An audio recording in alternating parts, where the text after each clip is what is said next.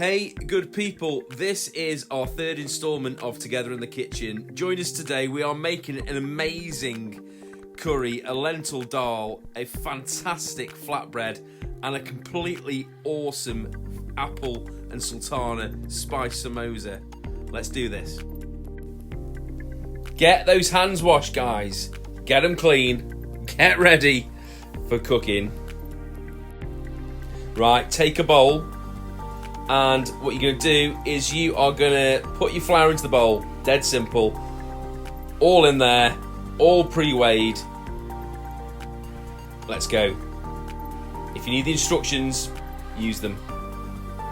Okay, so we've got 150 ml of water, a couple of dessert spoons of oil, and a couple of teaspoons of salt. Put them all into the bowl. Guys, any order, just get them all in there. I've gone for salt first. Water, then oil. Get them in. We are making this as simple as possible, okay? Now you could use a wooden spoon, but I'm going in with the hands, getting in there, mixing it all together. A bit of flour splashing about, that's okay. Try and keep as much as you can in the bowl. Using your fingers or a spoon, just bringing it all together, okay? Working it off the sides of the bowl until you get a loose dough. And at this point, you're just going to let it sit and rest. Okay, this way it won't be as wet and it'll be much easier to work with. Just give that 5 minutes, cover it loosely with a tea towel or a plate.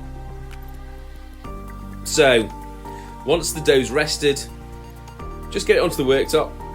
A little bit of flour underneath, not a lot, just a bit to dust your hands with, just to, if it gets a little bit tacky as you're working with it, and just push it around. What you're doing is you're developing the gluten, developing the stretchy nature of that dough, and you really need that, guys, if you're going to stretch it out like a flatbread, yeah? So that gluten development's absolutely key.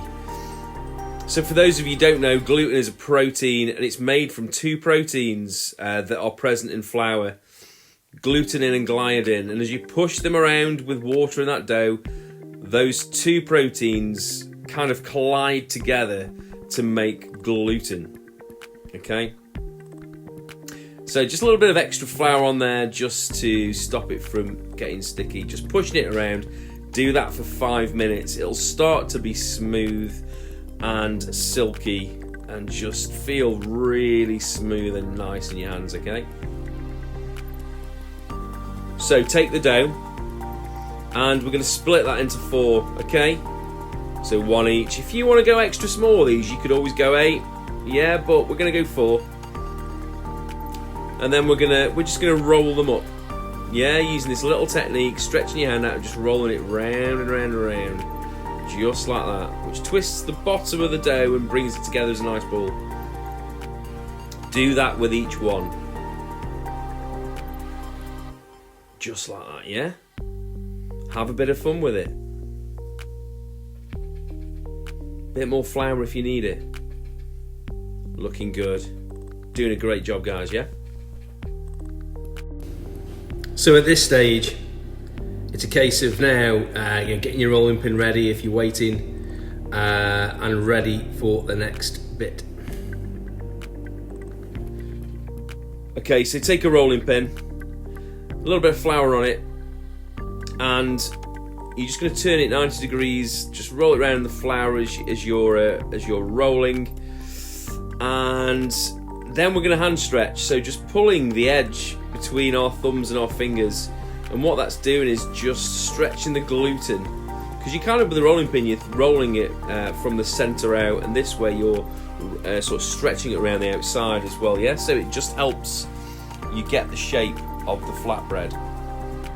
So it's a combination of rolling with the rolling pin and hand stretching, because the reason why you can hand stretch because of all that stretchy gluten in that dough, yeah? Have fun with it. Make whatever shape you want. Get them as thin as you can. Amazing. So, pan on, medium to high heat, heat a little bit of oil and in with the flatbread. Okay? As that cooks, you just need to have a little peep underneath every so often just to see how it's cooking underneath. and you're looking for some char, guys, okay, so those little black bits, that's kind of what you want. It's, you know, it's creating those little bubbles where the high heat is. It's exactly what you want, just those little spots of char. Yeah, that's where the flavour, that's where the magic is. So you'll be making these in advance to have with your curry later on, so I highly recommend you wrap these in some tin foil and then just warm them up in the tin foil in the oven later on. So guys, that's it. That's the breads done. Catch the next video on our Facebook page, making roasted carrots for the curry and also making the samosas. Catch you in a bit.